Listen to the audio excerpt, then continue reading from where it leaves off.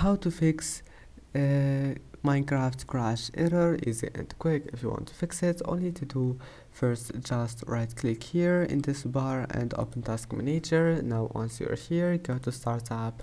Now just disable all the applications that you don't want to start when you start your PC, like NordVPN, Skype and all of those. If you want to disable it, right click on it, disable, and that's it.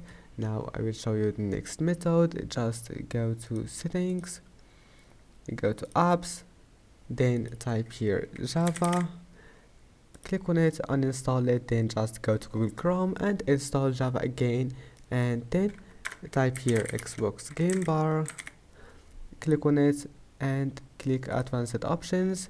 Now just click repair, and that's it.